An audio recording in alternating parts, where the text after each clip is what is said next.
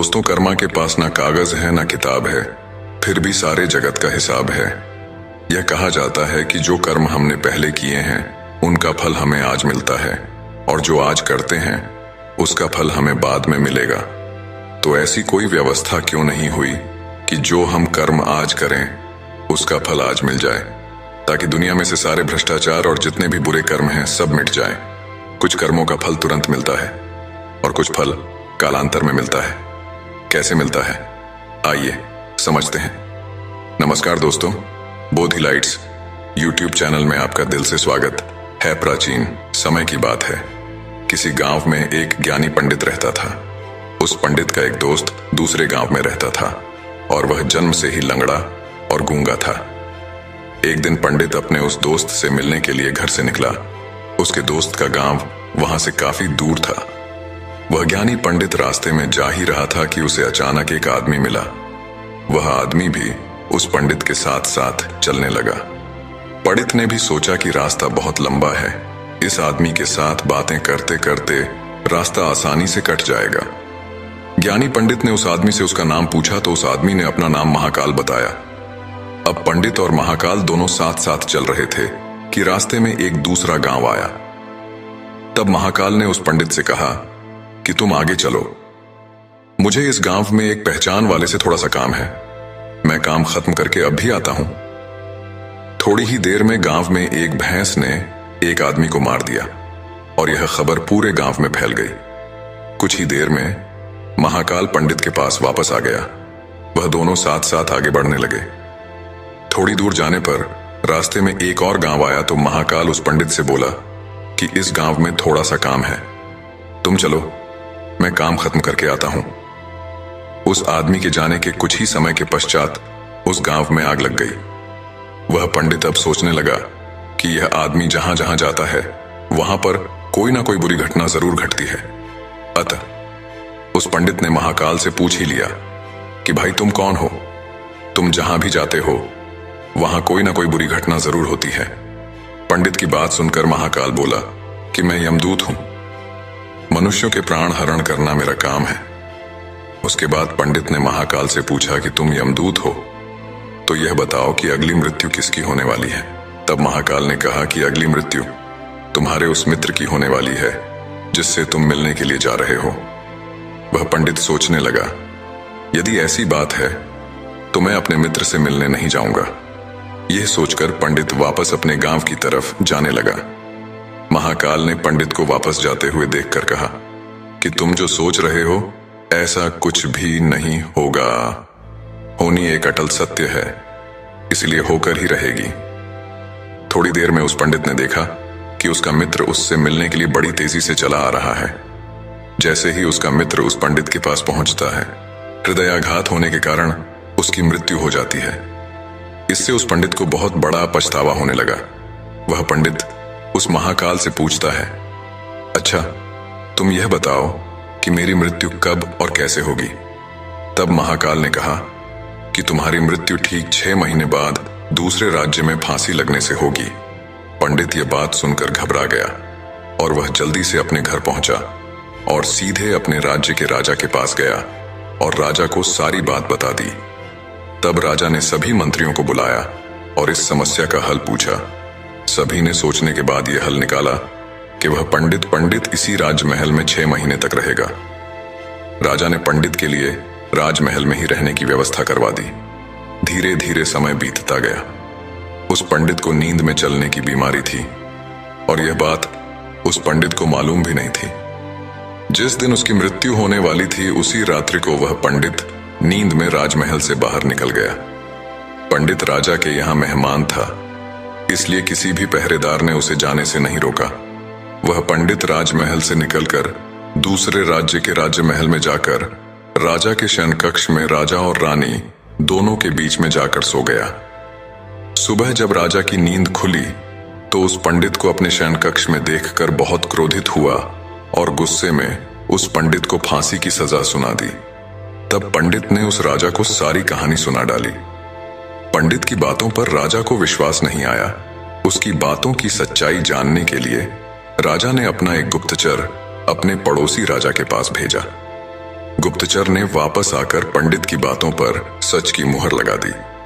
यह सुनकर उस राजा को अपने दिए दंड पर बहुत पछतावा हुआ, लेकिन उस राज्य का एक नियम था कि एक बार राजा जो सजा सुना दे अभी उसको बदला नहीं जा सकता। राजा ने एक राज्यसभा बुलाई और सभी मंत्रियों से इसका उपाय पूछा। तब उस राज्यसभा में यह फैसला लिया गया कि एक कच्चे धागे का फंदा बनाकर आप पंडित को पहनाकर अपना वचन पूरा कर लीजिए। कच्चे धागे का फंदा होने के कारण पंडित की मृत्यु भी नहीं होगी और आपके फैसले की लाज भी बच जाएगी। तब कच्चे धागे से फांसी का फंदा बनाया गया और उसके अगले दिन पंडित के गले में डालकर फंदे को खींच दिया गया। सभी ने यह सोचा था कि पंडित को कुछ नहीं होगा। फांसी देते समय धागा तो टूट गया, लेकिन उस कच्चे धागे की वजह से उस पंडित के गले की नस कट गई, जिसकी वजह से उसका खून तेजी से निकलने लगा।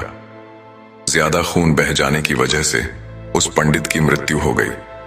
मृत्यु एक अटल सत्य है। मृत्यु से कभी घबराना नहीं चाहिए। हर जीव अपने किए हुए कर्मों के अनुसार निश्चित समय के लिए इस संसार में आता है। मनुष्य स्वयं चाहे अथवा ना चाहे, लेकिन समयावधि पूर्ण होने के पश्चात इस दुनिया से उसे जाना ही पड़ता है। एक समय की बात है, एक महात्मा अपने शिष्य के साथ घूमने के लिए निकले। महात्मा को इधर उधर की बातें करना बिल्कुल भी पसंद नहीं था। कम बोलना और शांत रहकर अपने काम से काम रखना महात्मा को पसंद था, लेकिन उनका शिष्य बड़ा बातूनी था। वह सारा दिन इधर उधर की बातें ही किया करता था और दूसरों की बातों में उसे बहुत आनंद आता था। चलते चलते जब महात्मा और उनका शिष्य एक तालाब के पास से गुजर रहे थे, तो उन्होंने वहां एक मछुआरे को पानी में जाल डाले मछली पकड़ते हुए देखा। शिष्य को यह बात बहुत बुरी लगी और वह मछुआरे को अहिंसा परमो धर्म का उपदेश देने लगा, लेकिन मछुआरा उसकी कोई बात समझने को तैयार नहीं हुआ। पहले मछुआरा शिष्य की बात को टालता रहा, लेकिन जब शिष्य उसकी बात नहीं माना तो दोनों के बीच में लड़ाई झगड़ा शुरू हो गया। जब दोनों आपस में बहस कर रहे थे तो महात्मा आगे निकल गए था, लेकिन जब महात्मा ने दोनों को आपस में झगड़ते हुए देखा तो वह वापस लौटे और शिष्य को अपने साथ चलने के लिए कहा और शिष्य का हाथ पकड़कर महात्मा उसको अपने साथ ले गए। महात्मा ने शिष्य को कहा, बेटा, हमारा काम तो सिर्फ समझाना है, लेकिन भगवान ने हमें सजा देने के लिए धरती पर नहीं भेजा है। शिष्य ने कहा, गुरुजी, हमारे राजा को इस तरह के लोगों के बारे में पता है जो इस तरह के बुरे कार्य करते हैं, और ना ही वह इनको दंड देते हैं। आखिर इस तरह के लोगों को सजा कौन देगा? शिष्य की बात सुनकर महात्मा ने कहा कि बेटा, तुम परेशान मत हो। इनको सजा देने वाली भी एक अलौकिक शक्ति इस दुनिया में है जो सब कुछ जानती है। भगवान की नजर सबके ऊपर है और वह सबके कर्मों का हिसाब रखते हैं। इसलिए तुम अभी चलो, तुम्हारा उससे झगड़ा करने का कोई फायदा नहीं है। शिष्य गुरुजी की बात सुनकर संतुष्ट हो गया और उनके साथ चल दिया। इस बात को बीते हुए 2 वर्ष का समय निकल चुका था। एक दिन महात्मा और उनका शिष्य फिर उसी नदी के पास से गुजर रहे थे। शिष्य भी 2 साल पहले वाली मछुआरे वाली घटना भूल चुका था। वहां उन्होंने एक घायल सांप को देखा जो बहुत परेशानी में था। उस सांप को हजारों चींटियां नोच नोच कर खा रही थीं। शिष्य ने यह दृश्य देखा तो उसका दिल करुणा से भर गया। उससे यह सब देखा नहीं गया। वह सांप को बचाने के लिए जाने ही लगा था कि महात्मा ने उसका हाथ पकड़ लिया और उसको जाने से मना कर दिया। शिष्य ने गुरु से पूछा, आप मुझे सांप को बचाने के लिए क्यों नहीं जाने दे रहे? महात्मा ने कहा, इस सांप को अपने कर्मों का फल भोगने दो। अगर तुमने इसको बचाने की कोशिश की तो इस बेचारे को अगले जन्म में फिर यह दुख भोगने पड़ेंगे, क्योंकि कर्म का फल सभी को भोगना पड़ता है। शिष्य ने महात्मा से पूछा कि गुरुजी, इसमें ऐसा कौन सा कर्म किया है जो यह इतना भयंकर कष्ट भोग रहा है? महात्मा ने कहा कि यह वही मछुआरा है जिसको तुमने 2 साल पहले मछलियों का ना मारने का उपदेश दिया था और वह तुम्हारे साथ लड़ने के लिए तैयार हो गया था। वह मछलियां ही यह चींटियां हैं जो इसको नोच नोच कर खा रही हैं। शिष्य महात्मा की बात सुनकर हैरान हो गया और उसने महात्मा से पूछा कि गुरुजी, यह तो बड़ा ही अजीब सा न्याय है। महात्मा ने कहा, बेटा, इस दुनिया में है स्वर्ग और नरक के सारे दृश्य मौजूद हैं। तुम्हें इस धरती पर हर जगह ईश्वर के न्याय के नमूने देखने को मिल सकते हैं। इसलिए अपने कर्म को हमेशा याद रखना चाहिए, क्योंकि सच यही है, जो हम करेंगे वह एक दिन हमें भोगना ही पड़ेगा। महात्मा ने कहा कि हमारे जीवन का हर पल बहुत ही कीमती है, इसलिए इस जीवन को बुरे कर्म करके बर्बाद नहीं करना चाहिए। शिष्य को गुरुजी की बात समझ में आ गई। दोस्तों, यदि हम अपने जीवन में बहुत ज्यादा अच्छे कर्म करते हैं तो उसी के फलस्वरूप भगवान हमारे साथ न्याय करेंगे। इसलिए हमें जीवन में हमेशा अच्छे कर्म करने चाहिए। दोस्तों, आपने आज की इस वीडियो से क्या सीख, वह मुझे आप कमेंट में बता सकते हैं। इसी के साथ में उम्मीद है कि आपको आज की वीडियो पसंद आई होगी, तो इस वीडियो को उसे इंसान को शेयर करें जिससे यह कहानी सुनाने की जरूरत है, और ठीक उसी के बाद चैनल को सब्सक्राइब करें। तो चलिए फिर मिलते हैं ऐसी एक और नई वीडियो में नई मैसेज के साथ।